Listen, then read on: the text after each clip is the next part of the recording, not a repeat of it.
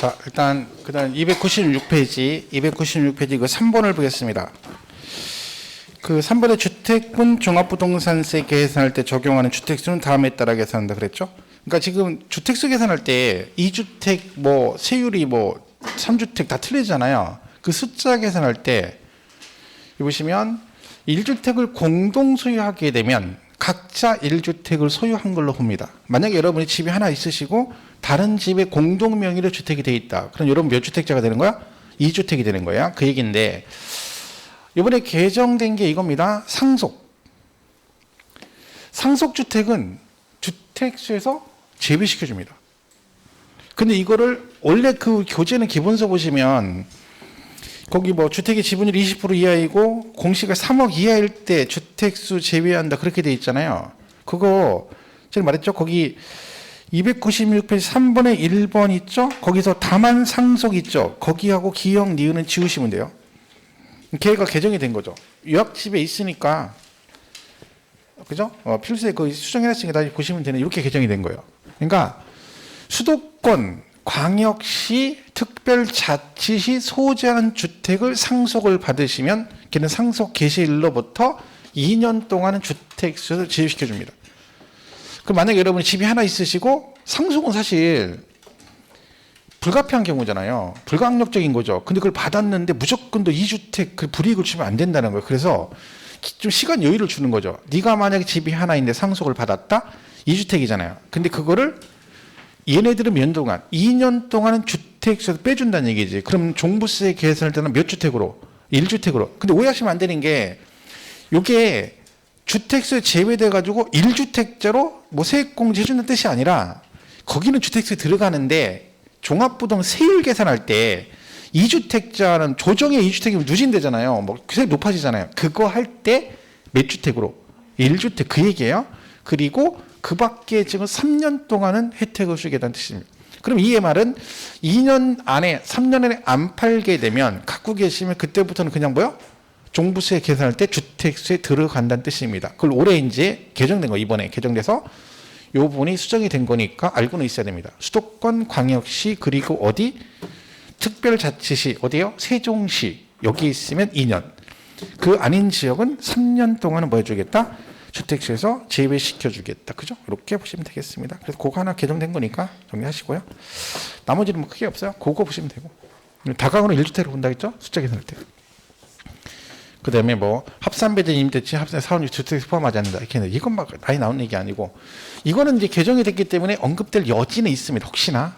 그러니까 문제가 한 문제가 나다 보니까 지문을 몇 개 넣을 게 없어요. 그죠? 그러다 보니까 아무래도 개정상 위주로 갈 확률이 높아요. 그래서 혹시 이쪽 부분이 나오면 이해를 내겠죠.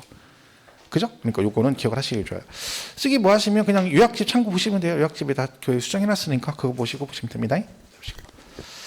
자, 그 다음에 요게 이제 그거죠. 1세대 1주택자. 아까 단독 명의자가 요걸 해준단 말이에요. 이 공제 두 가지. 이것 때문에 부부 공동 명의자가 단독으로 신청하는 걸 이걸 보고 하는 거예요. 자, 세액공제가 있어요. 두 가지가 연령별 공제하고 보유기간별 공제가 있습니다. 자, 연령별 공제라는 얘기는요. 나이대에 따라 공제해 준다는 얘기죠. 우리 세법은 모든 나이는 기본 몇 살부터 해줘요? 60부터 해줘. 60부터. 그죠? 그러니까 60이면 경제적으로 은퇴를 했기 때문에 그때부터는 능력이 없다라고 보는 혜택을 주겠다는 뜻입니다. 나이는 다 무슨 나이야? 만 나이죠. 만 나이.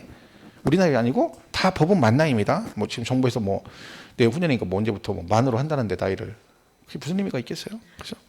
그 만으로 한다고 해서 나 이제 만으로 해서 2살 어리다? 무슨 의미가 있어? 2살 어리면 뭐 원래 얼굴 액면이 그대로 있는 건데 뭐 그 나이가 준다고 해서 뭐 그거 만으로 간다 이 2살 좀 뭐하냐고 의미가 없지. 그죠?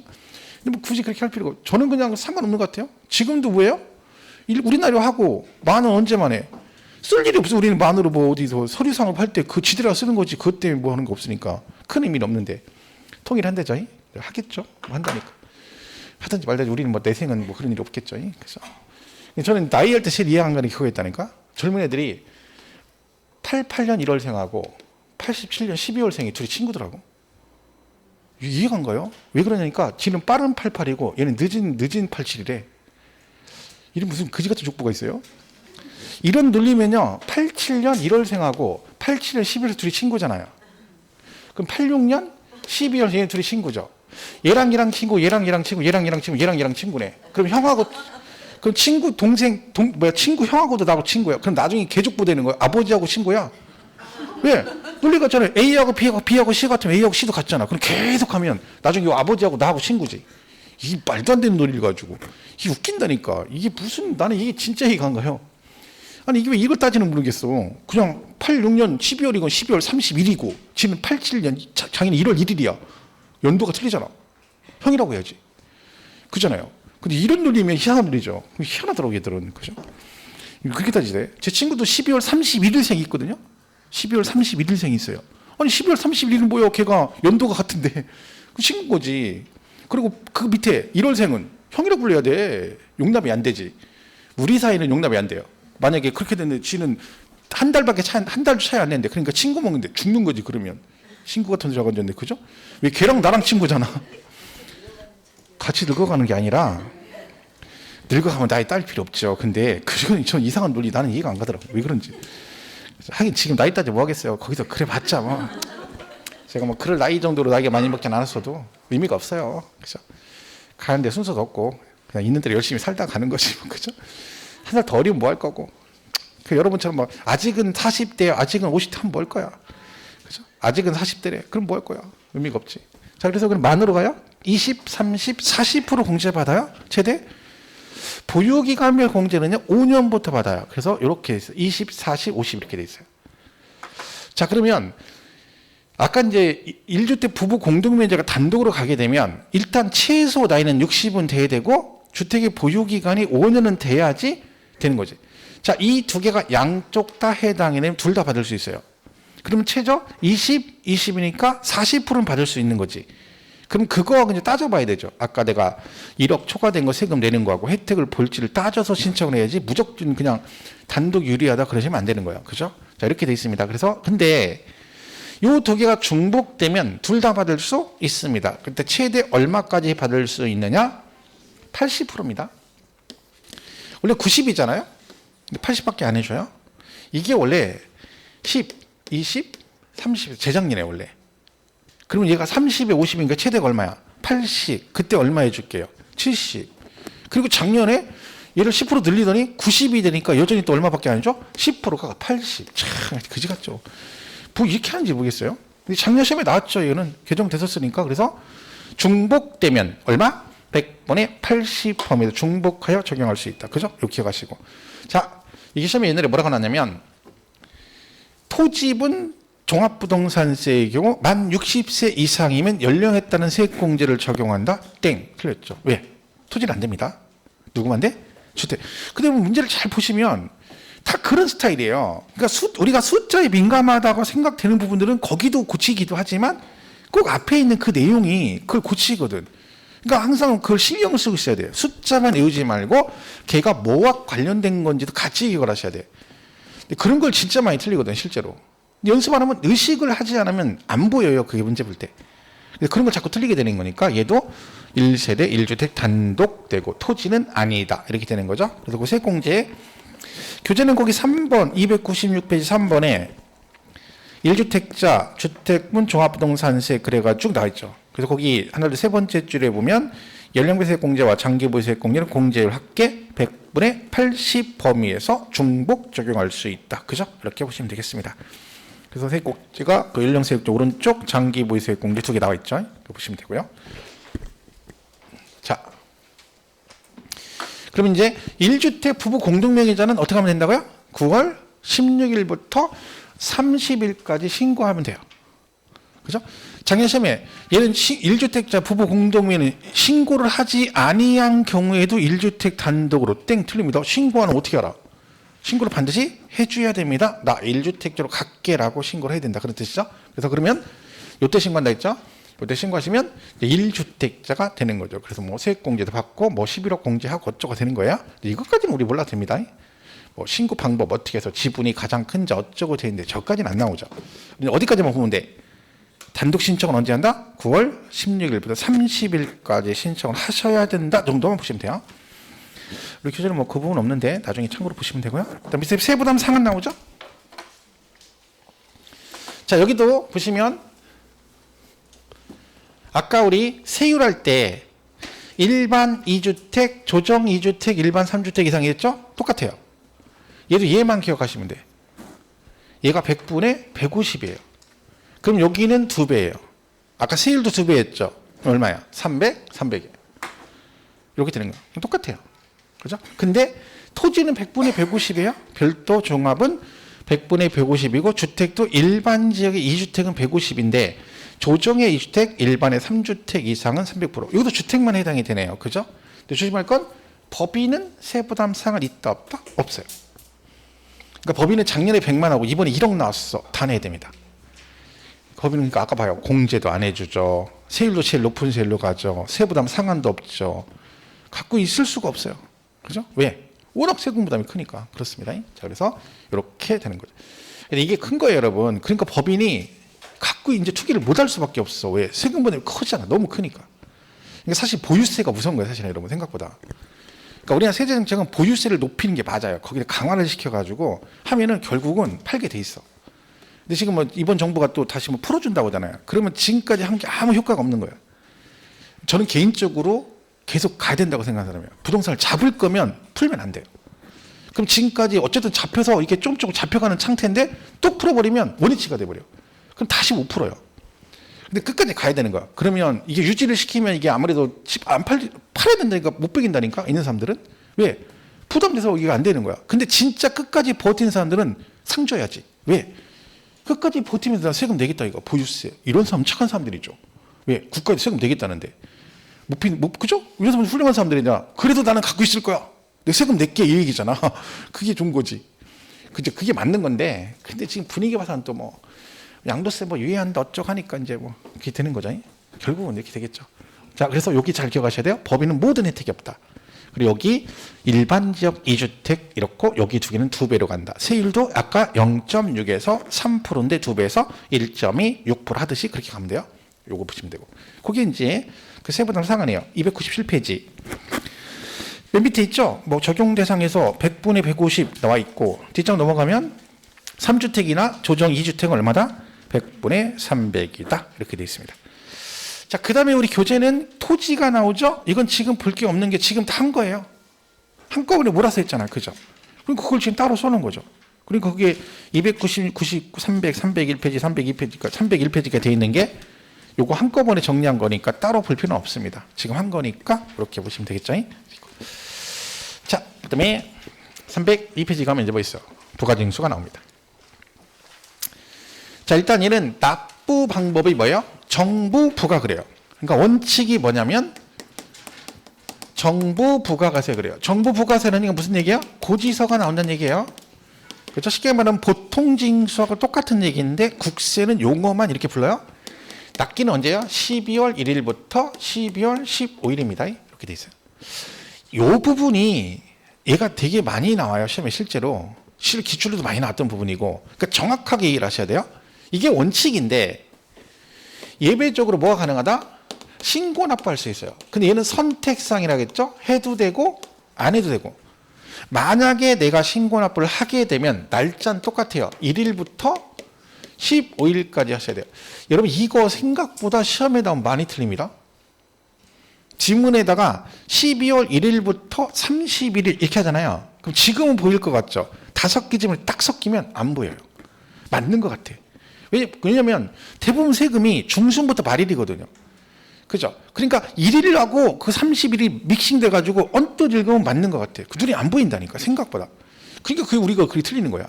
안 틀릴 것 같잖아요. 근데 또 문제를 안 풀어보면 나중에 진짜 틀린다니까. 잘 보셔야 돼요. 얘는 1일부터 15일이에요. 16일부터 31일 아니고 다른 애들은 16일부터 31일이죠. 얘는 말일로 해버리면 문제가 뭐야? 31일이면 납기 끝나면 해바뀌잖아. 해바뀌어. 그리고 16일부터 31일까지 뭐 했어? 옛날에 코로나 전에는 기억도 안 나. 부어라 마셔라 이 밤이 다 가더라. 야 이러고 있는데 무슨 기억 나겠어요? 이제 푼대잖아. 월요일부터 뭐 모든 그러잖아. 싹 푼대잖아요. 마스크 빼고는. 그죠? 그죠? 월요일부터 한대죠? 이 월요일부터 싹 풀어버린대잖아. 다 죽으란 얘기죠. 그죠? 어차피 정부 해주는 게 없잖아. 걔들이 아무것도 안 해줘요. 이제 확진자 격리도 안 한대잖아. 그냥 네가 알아서 하라 이거야. 그냥 알아서 그냥 싹 풀어버리는 거야. 그냥 뭐 걸리면 걸리는 대로 네가 알아서 하라는 얘기지. 그러니까 이제 어차피 그렇게 된 거니까 뭐 다 풀어주는 거야. 술도 먹고 하라 이거야. 걸리면 네가 알아서 하고. 골 때리는 거죠. 포기한 거지, 그죠? 정부에서 방법이 없어. 근데 왜 이제까지 규제하다가 자기들이 이제 끝날 때 되니까 이제 막 풀어 죽는 거지. 근데 여러분 그렇다고 막 마스크 막 밖에서 막 술 먹고 그러다가 큰일 납니다.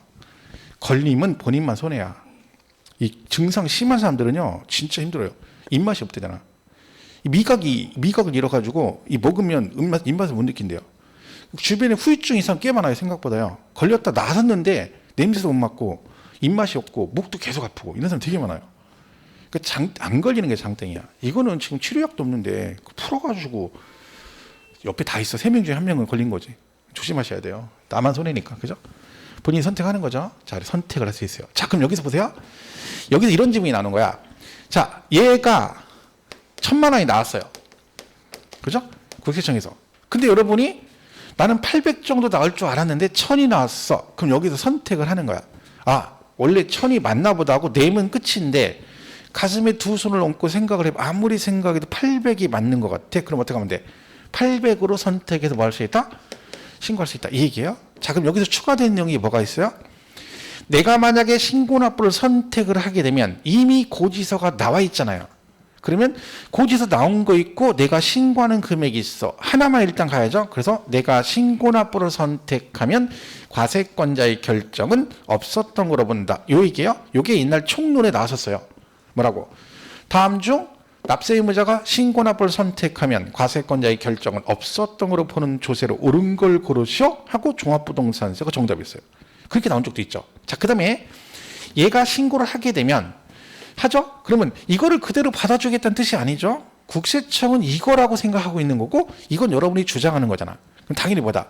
누구 말이 맞는지 키재기를 해봐야죠. 그랬더니 800이 맞으면 그래 알았어 끝. 근데 원래 1,000이 맞으면 얘는 무슨 신고한 거야? 그쵸, 과소신고를 한 거다. 얘는 뭐가 나온다? 그쵸, 가산세가 부과됩니다. 그럼 여기서 얘는 과소신고 가산세는 부과될 수 있는데 무신고 가산세는 부과된다 안 된다? 안 된다. 무신고는 나올 수가 없는 게 신고를 안 하겠다는 얘기는 뭐 하겠다는 얘기야? 그냥 고지서 나온 대로 돈을 내겠다는 얘기죠. 그러니까 여기는 나올 수가 없지만 신고납부를 선택을 했는데 안 하게 되면 뭐요? 과소신고 가산세가 나오게 됩니다. 자, 그러면 만약에요 요때 안 내잖아요. 요 15일까지 여러분 신고납부 선택 안 하고 15일까지 세금을 안 냈어. 고지서가 나왔는데 돈을 안 내면 뭐가 붙을까요? 얘는 가산금 안 붙어요. 납부지연 가산세라는 게 붙습니다. 여러분 국세는 가산금이란 말이 없다겠죠? 걔는 통폐합이 됐고 지방세만 현재 가산금이 살아있는 거예요. 그러니까 만약에 재산세 같으면 가산금이 붙는 거고 같은 내용인데 국세는 뭐라고 해야 돼요? 납부지연 가산세를 합니다. 납부지연 가산세. 그럼 얘는 어떻게 되냐면 이거 나중에 3월 5, 6월에 할 때 한 번 더 정리할 거든. 총론할 때 전체적으로 고지서가 나갔는데 안 냈죠? 그럼 무조건 3% 기분 붙어요. 원래 가산금이 일반 가산금도 고지서 나가면 나쁘게 안 내면 무조건 3% 붙잖아요. 얘도 마찬가지예요. 고지서가 나갔는데 안 내면 3% 일단 붙고 그리고 얘가 만약에 10일 후에 냈다. 고지서 나오고 나서. 그럼 10일 지났죠? 그럼 어떻게 돼? 그 미납세액에다가 0.02 10만 분의 22 곱해서 10일 해가지고 이 두 개를 합해서 납부지연 가산세 이렇게 나오는 겁니다. 근데 지방세는 그냥 뭐라고 돼 있어? 가산금 이렇게 붙는 거죠. 근데 우리 재산세 할 때 말씀드렸죠. 얘도 기한 내 안 내면 뭐가 일단 붙는댔어. 3% 붙는다 했잖아. 납기 후 금액. 원래도 국세도 똑같이 고지서가 나갔는데 하면 3% 똑같이 붙었거든요. 근데 그건 여전히 살아있는 거야. 그러니까 국세건 지방세 일단 뭐가 나갔는데 고지서가 나갔는데 안 내면 일단 3% 붙고 그리고 계속 안 내면 하루에 얼마씩 0.022%씩 추가가 되는 겁니다. 근데 얘는 처음부터 고지서가 나간 거잖아요. 일단 3% 붙고 미납세. 근데요 양도세 같은 경우는 신고를 안 했죠? 신고가 돈을 안 냈어. 기한 지났잖아. 그 아직 고지서가 안 나왔어. 그럼 뭐는 안 붙어? 돈을 안 냈어도 3%는 안 붙어. 대신 뭐만 내? 0.022%만 내는 거지. 근데 나중에 또 고지서가 나왔는데 또 안 냈다. 그때는 뭐가 붙어? 3% 붙고 또 거기다 미납세액 0.02 이렇게 가는 거야. 그러니까 결론은 정리하면 뭐다? 국세도 고지서가 나갔는데 안 내면 몇 퍼센트 일단 내야 된다? 3% 붓고 그리고 날짜 지날 때마다 0.022% 이렇게 갑니다. 이 부분은 이제 아까 말씀드린 대로 약간씩 세무표를 틀리기 때문에 얘가 어떤 식으로 통폐합이 되는지를 오류 강의할 때 총론할 때 가산세 가산금 나오거든요. 거기서 한꺼번에 정리를 해드릴게요. 지금 좀 헷갈릴 수 있으니까 이렇게만 알고 계시면 돼요. 일단 여기서 기본은 뭐는 꼭 기억해야 돼. 과소신고 가산세는 나올 수 있지만 뭐는 안 나온다? 무신고 가산세는 부과되지 않는다는 건 꼭 기억하셔야 됩니다. 이거 시험에 많이 났던 얘기죠. 납기가 이렇게 돼 있어요. 근데 납세지는 어때요? 아까 했죠? 소득세법 규정을 준용한다. 뭐 이런 얘기들이죠. 간단하게 보시면 되고요. 교재는 일단 302페이지 부가징수 원칙 정부부가 그랬죠? 납기가 언제야? 12월 1일부터 15일. 얘도 고지서가 나오잖아요. 그럼 모든 고지서는 납기 개시 몇 일 전에 보여야 된다? 5일 전에. 미리 받아야 되니까 5일 전입니다. 걔도 2번에 나와 있죠. 왜 예외 신고 납세라고 돼 있죠? 1번 정부 부과에도 불구하고 종부세를 신고 납부 방식으로 납부하고자 하는 납세 의무자는 언제요? 12월 1일부터 15일까지 신고를 하여야 한다. 이 경우가 뭐예요? 네가 신고 납부를 선택을 하게 되면 이에 따른 결정은 없었던 걸로 본다. 1이 뭐예요? 정부 부과한 거 있죠? 과세권자가 결정했던 건 없던 걸로 보겠다. 그런 뜻입니다. 보시고. 그다음에 결정 변경 볼 게 없고요. 오른쪽 303페이지 분납이 나옵니다. 자, 이 분납은 제가 지난 시간에 재산세 할 때 설명드렸죠. 재산세하고 똑같아요. 뭐만 달라? 기간만 6개월이에요. 금액은 250 초과고 기간만 기한 지나고 몇 개월? 6개월. 재산세는 몇 개월이에요? 2개월. 얘는 6개월이에요. 기간만 길어요. 재산세 내고 또 중부세 내려니까 부대낀 거예요. 그러니까 어떻게 돈 없으니까 세금도 많이 났고 알바 뛰란 얘기지. 2달 뛰어가지고 도저히 안 돼. 6개월 줄게. 알바 뛰어서 세금 내라는 뜻입니다. 그래서 얘는 몇 개월이야? 6개월. 나머지 똑같네요. 금액 500 이하면 250 초과, 500 초과면 100분의 50 이하 금액을 분납할 수 있다. 이거 지난 시간에 했었는데 종부세가 400이 나오면 기한 그리고 분납기간 이렇게 돼 있죠. 자, 6개월. 400 남은 이때 분할납부 기한 내 최대 얼마까지 분납이 가능하다? 400이면 150이죠. 150 그리고 기한 내 얼마 내고 250 내고 이 얘기죠. 300 내고 100 된다겠죠? 근데 뭐는 안 된다 했어요? 200에 200은 안 된다. 왜? 400일 때 최대 분납은 얼마까지만 된다? 150만 원까지만 된다. 이거 지난번에 재산세를 설명했던 건데 똑같은 얘기예요. 그러니까 시험은 뭘 물어봐요? 400이면 최대 얼마를 분납할 수 있니? 이거 물어본다고 했잖아요. 이거를 그냥 어떻게 기억하시라 했어요? 그냥 그거 물어보면 얘가 지금 250이 기준이잖아요. 그러면 기한 내 얼마는 무조건 내란 얘기야. 250은 내란 얘기라 했잖아. 그래서 그 나오면 세금 어떻게 계산했어요? 400이 나왔다. 그러면 기준 250하고 요거 반절 무조건 잘라서 200.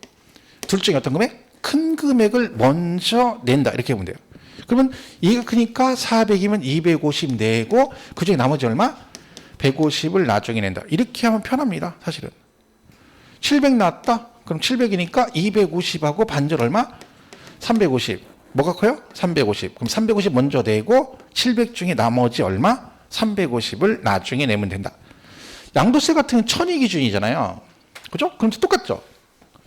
양도세는 1000만 원 기준이니까 무조건 얼마는 미리 내란 얘기야? 1000. 그러면 그 1000만 원하고 요 반절하고 얼마? 750. 둘 중에 어떤 거? 큰 거? 1000. 내고 얼마를 분납할 수 있어요? 500을 분납할 수 있다. 이렇게 보면 되고. 3600이면 1000만 원하고 반절 1800. 어느 게 더 커요? 1800. 얘 내고 나머지 얼마? 1800을 분납할 수 있다. 이런 식으로 그냥 정리하시면 됩니다. 그래서 이거 잘 기억을 하시고, 얘는 재산세, 양도세, 종부세 계속 나오는 내용이라서 한꺼번에 잘 정리를 해주시고요. 그다음에 거기 이거 분납 나와 있죠? 250초 가면 303페이지 6개월 이내에 분납할 수 있다 그랬고, 분납 금액 나오죠? 맨 밑에 250초가 500 어쩌고 돼 있죠? 그거 똑같은 거니까 재산세랑 따로 볼 건 없죠. 뒷장에 표로 정리가 잘 돼 있습니다. 보시고. 자, 부가세는 국세니까 뭐가 붙겠어요? 농어촌 특별세, 국세 20%, 그죠? 농특세 20% 이렇게 보는 거죠. 보시고. 자, 이렇게 해서 정리를 하시면 됩니다. 이건 뭐 이거 31일 이런 것도 나왔었어요. 이게 정답이었을 거야 아마. 옳은 걸 고르라. 고지에서는 며칠 전에 5일 전까지 발부해야 된다. 안 나올 것 같죠. 이게 그때 당시 제가 볼 때 정답이었을 거야. 옳은 걸 고르라. 되게 쉽죠. 이런 것도 나온다니까. 그죠? 잡으시고. 자, 부가세는 이제 뭐 캐들 나오죠. 지방세 붙이고, 국세는 국세 갖다 붙이고. 그다음에 취득세는 뭐가 붙는다? 농어촌 특별세. 그 얘만 몇 프로? 10%, 나머지는 다 20%. 여러분 제가 보세요. 이거를 지금 11월부터 시작하면 한 10대 번 했던 것 같은데, 근데 중요한 건 뭐냐면요. 이렇게 해고 10대 번 들어도 여러분 이 문제 못 푸는 사람 많아요. 왜 그런지 아세요?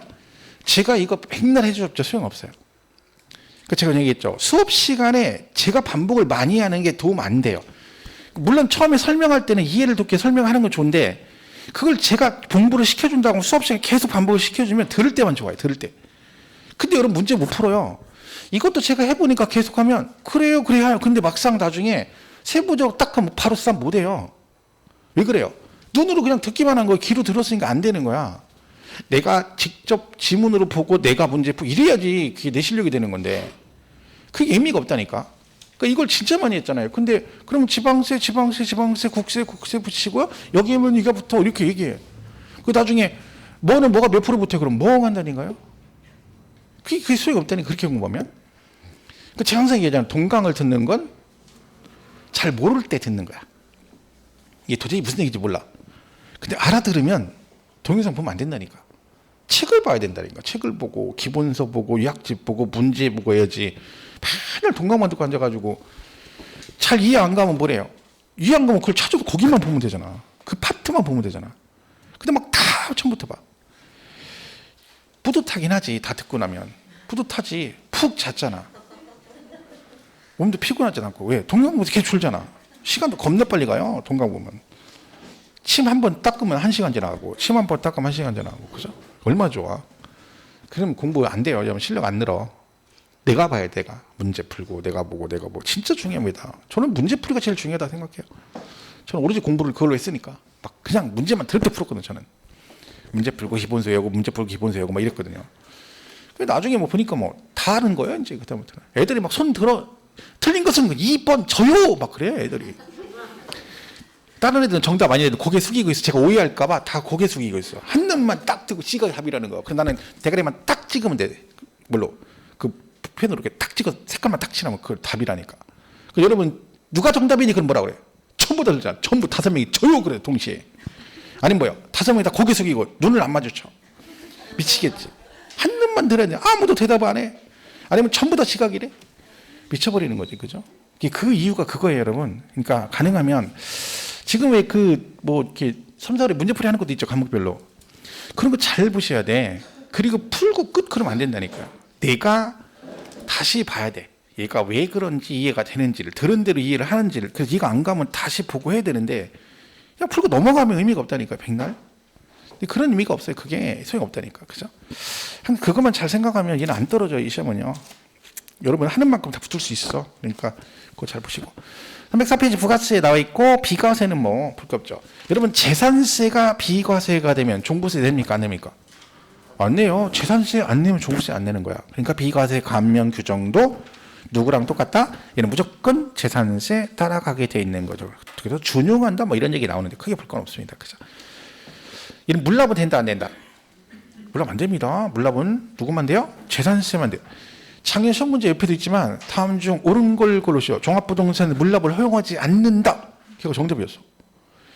오른쪽 305페이지 봐보세요. 거기서 32의 기출문제 있죠. 옳은 것은 3번 뭐라고 돼 있어?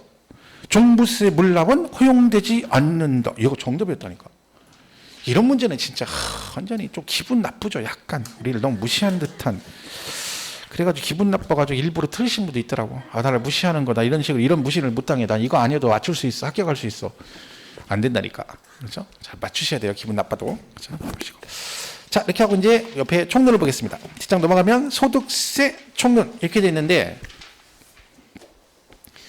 이 소득세라는 건 소득이 발생하면 내는 세금이죠. 근데 우리가 세금을 내는 소득은 딱 이렇게 8가지 소득만 세금을 내도록 되어 있습니다. 그래서 그중에 6개는 합산해가지고 종합소득으로 종합소득세가 나오고, 두 개, 퇴직금하고 양도소득은 따로 합산하지 않고 분류해서 따로 뭐가 나와요? 퇴직소득세, 양도소득세 이렇게 나옵니다. 물론 이걸 외울 필요는 없지만 적어도 이거는 기억하셔야 됩니다. 양도소득은 종합소득, 퇴직소득과 합산하지 않고 따로 구분하여 계산한다. 이 정도는 알고 있어야 돼요. 실제 정답으로 최근에 양도세에서 다음 중 옳은 걸 고르시오. 질문 5개 중에 4개가 진짜 어려웠어요. 근데 정답이 뭐였냐면 3번하고 이거 나왔어요.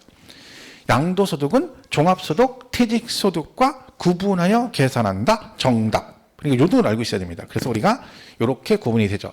그 중에 이제 우리가 종합소득세 중에 6개 소득 중에 이 사업소득에 가면 나중에 여기에 부동산 매매업, 부동산 임대업, 중개업 다 여기 들어가거든요. 그 중에서 우리 뭐 부동산 임대업에 관한 얘기가 전성기 때 최근 몇 년 전까지는요 매년 나왔었어요. 그러니까 이 부분은 시험에 하나가 나올 여지가 있기 때문에 요거를 하나 공부를 하고 나머지는 다 양도세 공부를 하게 되는 거죠. 그죠? 요게 일단 그런 틀입니다. 그래서 그 부분만 잘 보시면 되고요. 나머지 이제 넘어가서 거주자, 비거주자 있죠? 요거는 뭐 계속 했던 얘기인데 거기 307페이지 보면 밑에 납세 의무자의 거주자와 뭐가 나와요? 비거주자. 요거 기준은 다 외우고 있어야 되는 거죠. 거주자는 누굴 말한다 했죠? 우리나라에 주소가 있으면 거주자. 주소는 없지만 1년 중 며칠 이상? 183일 이상 거소를 둔다. 날짜는 365일 반 땅에서 182.5일인데 반을 내면서 183일이에요. 그러니까 1년 중에 반 이상 우리나라에 있으면 너도 뭐가 된다? 거주자가 된다는 얘기죠. 둘의 차이점은 뭐다?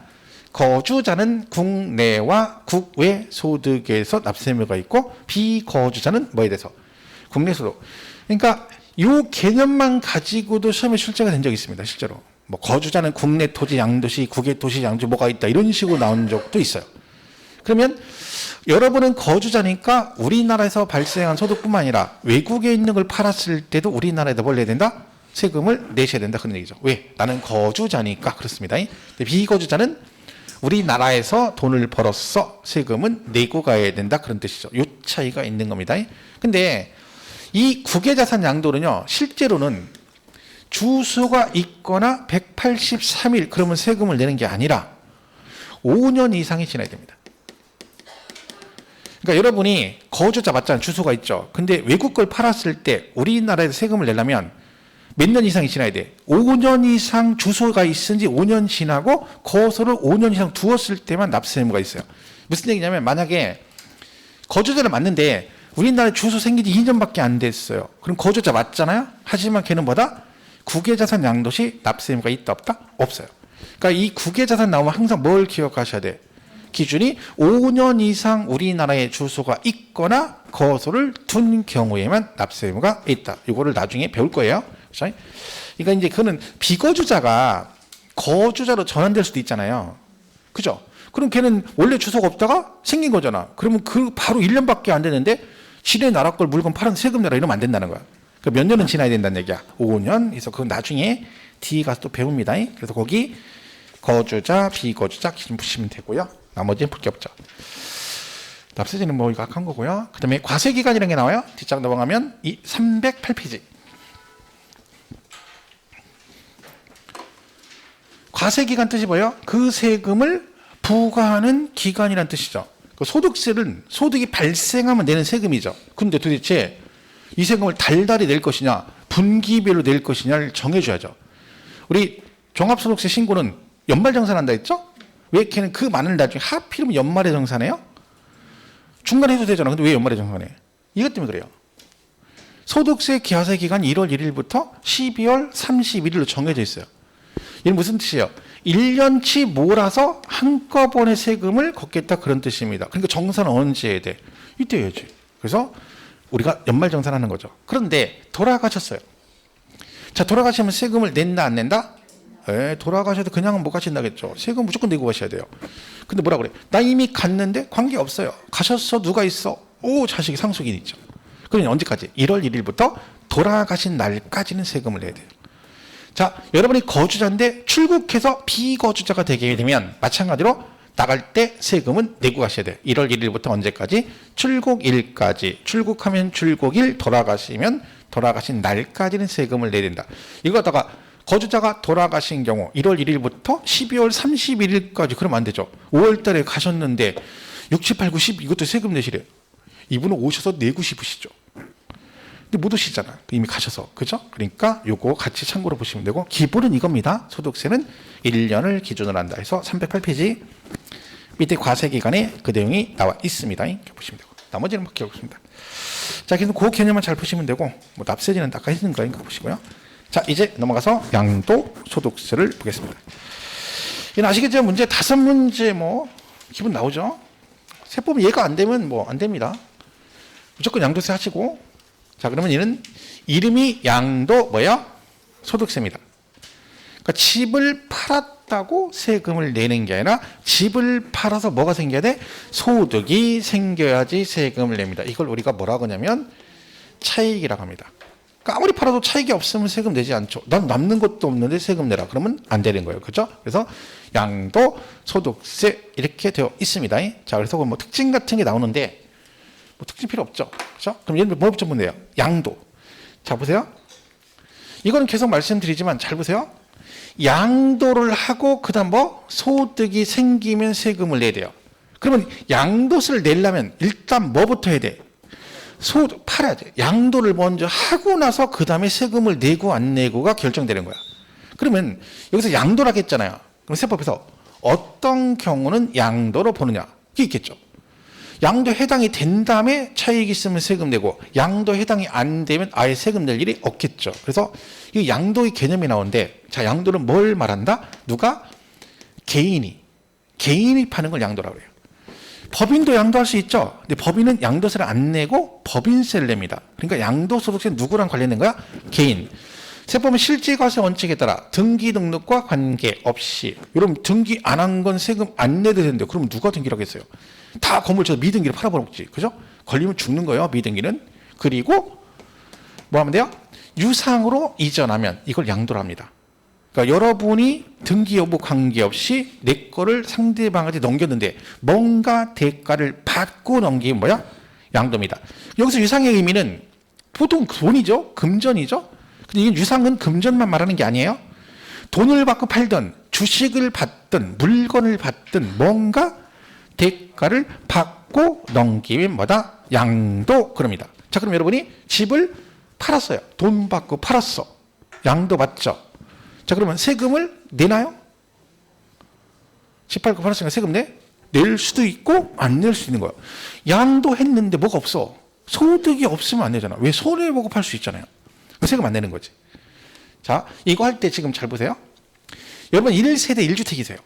2년 부 2년 거주했어. 집 팔았어.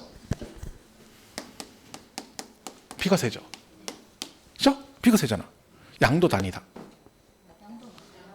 그죠? 이걸 조심해야 돼요. 이게 나중에 잘못 엉키면 얘는 비과세니까 세금 안 내고 과세도 안 하는 거니까 얘는 양도가 아니래. 그러면 안 돼요. 돈 받고 팔았잖아. 양도 받죠? 근데 비과세인 거지. 그러니까 지금 이 얘기를 왜 하냐면 요 양도 여부를 판단할 때는요. 세금을 내면 양도고 세금을 안 내면 양도가 아니고 이게 아니에요. 이거는 나중 문제야. 먼저 양도 여부를 판단하고 여기에 해당이 돼서 그 다음에 차익이 있으면 내고 안 내는 거지 거꾸로 가면 안 돼요. 거꾸로 가면 얘는 비과세니까 양도가 아니네 이렇게 가버리는 거잖아. 무슨 말 이해가시죠? 그러니까 항상 양도 여부를 따질 때는 이건 아니고 대가 있으면 양도다. 그러니까 비과세도 어쨌든 돈을 받았으니까 양도는 맞는데 과세가 안 되는 거지. 그죠? 그리고 우리가 돈을 받고 팔았는데 손해보고 팔면 양도는 맞지만 세금은 안 낸다 이런 뜻입니다. 그리고 그 구분을 잘 하셔야 돼요. 하나만 더 해볼게요. 뒤에 어차피 할 건데 만약에 경매가 됐어. 근데 여러분이 10억짜리 심지어 10억짜리인데 경매가 7억에 낙찰이 됐어요. 현재 시세가 10억 정도 하는 건데 강제 경매가 돼가지고 7억 원에 낙찰됐다. 이 양도도 아니다. 양도죠. 그럼 이제 그런 거예요. 이게 부정적 이미지죠. 10억짜리가 7억에 참 아이고 나 옛날 생각나네. 진짜 나도 그때 힘들었. 이런 얘기 하면 안 돼. 10억짜리가 7억에 낙찰됐다는 얘기는 낙찰자가 그걸 7억에 사갔다는 얘기잖아. 그럼 여러분 어쨌든 7억에 팔은 거예요. 그죠? 맞잖아. 7억에 파는 거잖아. 양도 맞지. 그런데 세금은 낼 수도 있고 안 낼 수 있지. 왜? 이거 살 때 원래 8억에 샀어. 낙찰이 7억이 됐어. 취득가액 8억이고 양도가액 얼마야? 7억이잖아. 세금 내 안 내? 안 내지. 하지만 뭐는 맞아? 양도는 맞죠. 그러니 이걸 구분 잘 하셔야 돼요. 수용됐어. 강제 수용이 됐어요. 여러분 토지가 강제 수용이 됐어. 양도이 아니에요. 양도 받잖아. 왜? 보상금 받잖아. 보상금. 그래서 수용 또 옛날에 진짜 보상금 그때 진짜 갑자기 열받네. 그때 보상금 적게 줘가지고 그때 싸우고 막 그죠? 그랬는데 그때 이미지 안 좋아. 그렇다고 양도가 아니야. 그러면 안 되는 거야. 그죠? 양도 맞잖아요. 양도. 그죠? 그런 거죠. 그러니까 양도를 판단할 때는 세금 내고 안 내고 이런 건 따질 거 없이 그냥 오로지 하나만 따지는 거야. 유상이냐 아니냐만 가지고 따지는 거죠. 근데 이제 그 대가를 무엇을 받느냐에 따라서 용어만 틀린 거예요. 매매, 교환, 현물, 출자 이렇게 바뀌는 겁니다. 그 개념을 잘 이해하셔야 돼요. 시험에서 이게 잘 나옵니다. 양도 판단하는 게. 최근에 시험에 출제가 안 되고 있는데 이건 언제든지 나올 여지가 있거든요. 잘 정리하셔야 돼요. 자, 양도는 뭐다? 개인이 뭐와 관계없이 등기 등록과 관계없이 유상으로 이전하는 걸 말합니다. 자, 그러면 양도는 뭘 양도를 하느냐? 첫 번째 매매가 있죠. 얘는 뭐예요? 뭘 받았어? 돈을 받고 팔았죠. 가장 기본이죠. 매도라고 하죠. 매도 파는 사람. 그죠? 근데 경매, 공매도 양도에 해당이 된다. 왜 그런지 아시죠? 얘도 유상 이전이니까 양도 기본이고. 그 다음에 뭐 또 있어? 물건으로 받았어. 그죠? 교환이 뭐야? 물물 교환이잖아. 그럼 내 거 주고 상대방 거 뭘 받았어? 부동산을 받았으니까 대가를 뭘 받은 거야? 부동산. 단지 걔를 이름을 뭐라고 하는 거야? 교환이라 하는 거죠? 자, 근데 교환이 아닌 경우도 있어요. 양도가. 뭐 지적 경계선 변경을 위한 토지 교환은 양도가 아닙니다. 이게 무슨 얘기예요? 얘들이 국가에서 토지 이용을 합리화시키기 위해서 이런 식으로 돼 있는 토지를 이렇게 지적성이 편하게 이렇게 자른 거예요. 이렇게 다시 측량하는 거죠. 그 바람에 토지 위치가 바뀌어서 만약에 교환을 했다. 이건 내 의지가 아니잖아요. 해놓고 너 세금 내. 그러면 안 되잖아. 우리가 법에 따라 지적 경계선 변경을 위한 이렇게 나오면 얘는 양도가 아니다. 이렇게 보시면 되고요. 그 다음에 또 뭐 있어요? 현물 출자. 얘는 뭐야? 출자. 투자했다는 얘기, 투자. 뭘로? 현물로 투자했다는 얘기죠. 현금이 아니라 현물로. 그죠? 그러니까 A라는 법인에 여러분이 투자를 했어. 근데 뭘로? 현물로. 물건으로 출자했다는 얘기죠. 무슨 뜻이에요? 여러분 여기다가 연신내 앞에 있는 상가 건물 하나를 이 법인에 투자한 거야. 부동산 주고 뭘 받아? 이 지분을 받겠죠, 얘네들. 그죠? 그럼 여러분은 부동산 주고 대가 받았네. 뭐 지분, 주식을 받았지. 얘도 대가 받은 거죠. 그러니까 얘도 양도겠죠. 근데 혹시나 이게 나오면 자기 개인 사업에 출자하는 경우는 양도가 아니죠. 그 회사도 자기 개인 거고 자기 부동산 개인 명의 있는 거 자기 회사 집어넣어서 짓고 자기가 넣어놓고 양도? 그럼 안 되죠. 이런 건 아니다. 이렇게 보시면 되고요. 그 다음에 또 뭐 있어요? 수용. 아까 했죠? 보상금 받으면 대가 받았으니까 너도 양도. 그리고 대물변제. 자, 대물변제 뜻은 뭐예요? 대물변제. 변제 빚을 갚았어. 뭘로? 대물. 물건으로. 이런 뜻이죠. 그러니까 쉽게 말하면 무슨 뜻이에요? 제가 친구한테 돈을 빌렸는데 현찰이 없어서 뭘로 갚았다는 얘기야? 내가 가진 물건으로 대신 갚았다는 얘기죠. 얘도 왜 양도로 봐요? 결국 그거 똑같은 거잖아. 제가 다른 사람한테 돈 받고 팔아가지고 그 돈으로 빚을 갚은 거 똑같기 때문에 이것도 양도로 보는데 여기서 만약에 나오게 되면 조심할 게 뭐예요? 위자료입니다. 여러분 조세 물납도 양도 대물변제예요. 물납 있죠, 물납. 세금을 물건으로 낸 거. 왜 얘가 대물변제겠어요? 원래 세금 뭘로 내야 돼? 현찰 박치기잖아요. 그런데 물건으로 대신 냈으니까 그것도 대물변제로 보는 거야. 이게 나오죠? 위자료 같은 거를 부동산으로 주게 된 보다 양도다. 특히 뭐? 요거 나올 수 있어요? 이혼 위자료 같은 걸 뭘로 주면 부동산으로 주게 된 보다 양도로 본다 그랬죠. 근데 얘는 뭐가 나와요? 뭐 하면 양도 아니라겠어? 재산 분할, 재산 분할. 여러분 재산 분할이라는 말이 들어가야 돼요. 옛날에 시험에 법원의 확정 판결에 의해서 배우자에게 부동산 소유권을 이전했대. 양도이 아니에요. 양도예요. 근데 언뜻 생각하면 이 그런 게 아니라 법원 확정 판결로 주는 거니까 얘는 양도가 아니다. 그러시면 안 돼요. 이거는 본인이 소송을 걸은 거잖아.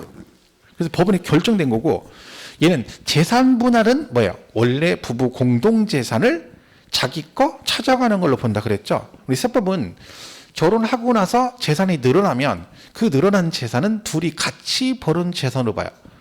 그러니까 여기 분할 대상은 뭐만 낀 거야? 결혼 이후에 형성된 재산만 해당이 되는 거야. 현빈하고 걔가 둘이 결혼했잖아. 그죠? 걔들 둘 다 재산이 많단 말이에요. 결혼 전에. 근데 지금 현재에서 결혼했죠. 그리고 나중에 둘이 이혼을 한다 치면 그 각자 가지고 있던 건 분할 대상이 아닌 거야. 원래 걔네 거잖아. 근데 걔가 결혼하고 돈 벌어가지고 빌딩 하나 샀어. 500억짜리. 그리고 나중에 이혼을 해. 그럼 어떻게 돼? 그 500억짜리는 분할 대상이에요. 왜? 결혼 이후 형성된 재산은 분할 대상이다. 이런 뜻입니다. 그래서 그거는 자기 거 차장으로 보기 때문에 양도가 아니다. 이렇게 되는 거죠. 보시면 되고. 자, 그 다음에 부담부 증여. 뭐 이거는 우리 엄청 많이 나왔죠. 취득세 했던 거죠. 이거 너무 많이 해가지고 이제 뭐 물린다 물려. 그죠? 근데 문제가 뭐야? 물리는데 내용을 몰라. 볼 때는 지겨워. 저거 또 하네. 근데 막상 문제 풀면 못 풀어. 짜증나는 거지. 그죠? 그러니까 우리가 이게 그런 거죠. 그 제가 말했잖아요. 이렇게 재수강 하시면 그게 문제야. 들으면 다 알아들어. 들으면 다 알아들어. 들으면 지겨워요. 아는 거 또 하고. 희한하게 점수가 안 나와. 왜 그러냐면 문제를 자꾸 더 많이 풀어가야 되는데. 그죠? 그게 이제 안 돼서. 제가 말했죠. 저 모 학원에 그분이 재수하셨는데 어제 작년에 수업을 안 들어요. 와가지고 막 딱 봐도 자세가 불량하세요. 나이 좀 있으신데 수업 태도 진짜 이제 원래 안 그랬는데 바로 앉아있는 거예요. 왜? 한 얘기 또 하니까 다 알아듣는 거야. 심지어 중간에 가세요. 1시간 듣고 가. 왜? 들을 게 없대. 진짜 그랬다니까? 그분이 2차 맞았을 거예요. 1차 붙고 2차 맞았어요. 작년에. 떨어졌어요. 당연히 떨어져 이렇게 하면.